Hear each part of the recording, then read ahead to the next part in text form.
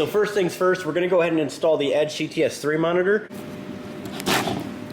So first I'm going to go ahead and remove this access panel, and it's held on by these little body clips right here, as you can see, and they clip right in these little spots. So you're going to have to pop those up. Use a body trim panel tool. So here's the steering wheel. Just go ahead and go underneath the dash, and there's your OBD2 port, which you're going to be plugging in the harness to, which is supplied in the kit, as you guys can see. And what we're going to do, guys, we're simply going to go ahead and just run this stuff underneath the dash and then fish it right through here, and then we're going to go ahead through this dash panel. Now up here on the top, you're going to go ahead and remove this little plastic cover that goes right there. And then once you do that, you're going to go ahead and remove this 10mm bolt out of there. So go ahead and get that in place. Then you're going to go ahead and put your mount inside like that, and you're going to have a long bolt and a flat washer.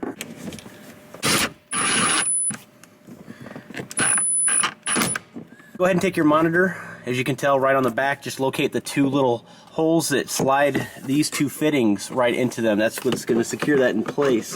And then after that, I'm going to go ahead and plug in my cable to the back of the monitor. Tighten everything up, especially right here as well as the back. So the access is right here. I tucked it in back there as well as right here. Of course, after that, reinstall your access panel and you're good to go.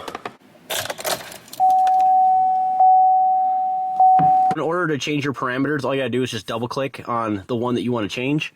For example, I want to monitor my EGT, so just hit save.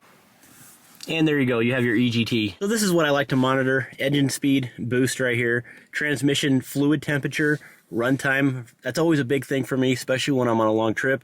It gives me a good idea of how long I've been driving since I turned the truck off.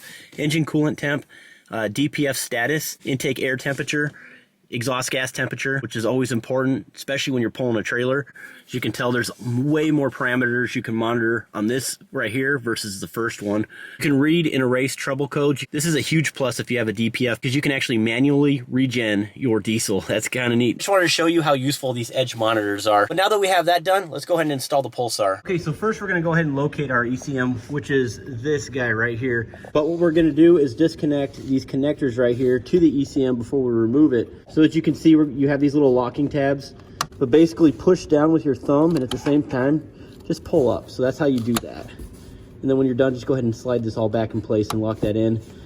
So first I'm going to go ahead and remove this one. You just pull back, push down,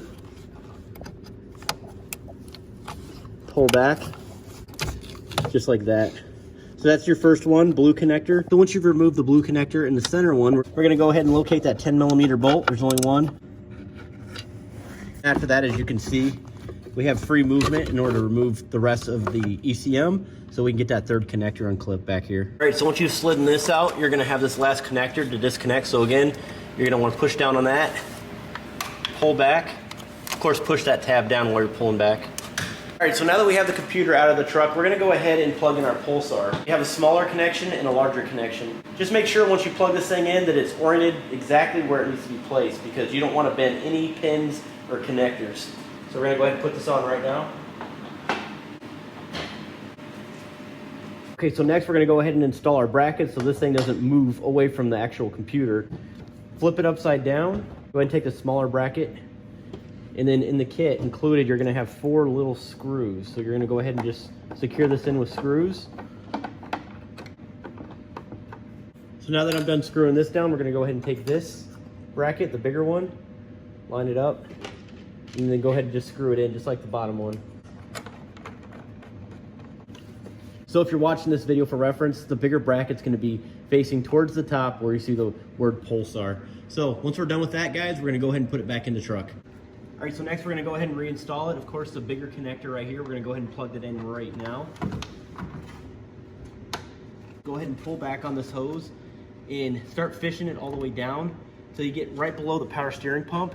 And once you get to that point, you're going to have enough access to clip in the middle connector. Okay, so once you clip that middle connector in, then you're going to work its way up and then go ahead and sit it back in its mount.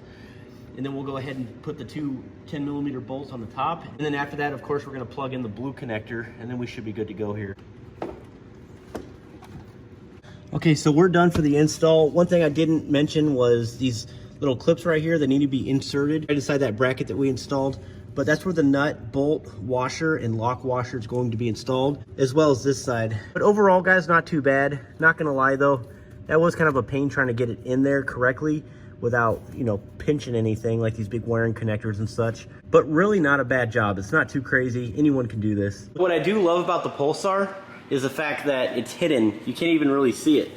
There's really not much of a real modification that needs to be done inside that engine bay. Simply right here. It's not a huge deal. Now, if you do have a 2017, it will be a little different because you're going to have your TCM connector right here, so you will have to remove that and get that out of the way when you actually install this product. But I fought with it for about 20 minutes trying to make sure everything was lined up correctly. Let's go ahead and get inside the truck and get all the settings correct. And then after that, let's hit the road. With the key in the on position, this is how you actually know what tune you're in or how to change it on the fly while you're driving. So let's just say I'm driving. You're gonna have that plus and minus sign on your steering column. As you guys can see, we're at 0 miles per hour. So if I was to hit that plus button, it'll jump up to 10, okay? What that means is that I'm in tune 1. Now, if I was to hit it again, it would go up to 20 miles an hour, indicating that I'd be in tune 2, so on and so forth. I'm in tune 3, tune 4, and tune 5. Now that we have the vehicle running, hit the cruise control button, okay? And then go ahead and either hit the up or down button depending on where you want the high idle to be at. So right now I'm hitting up. This is always a good thing to have, especially during those cold winter months. You can set it where you want and the engine will warm up a lot quicker. Now if you want to exit out of that mode, just hit the cruise control button and it'll turn right off. But again, this is how it goes. So there's no tune right now. Push up. Now I'm on tune 1, 2, tune 3, 4, and 5. That's pretty much it, guys. It's really simple. And yes, you could drive the truck with it on cruise control.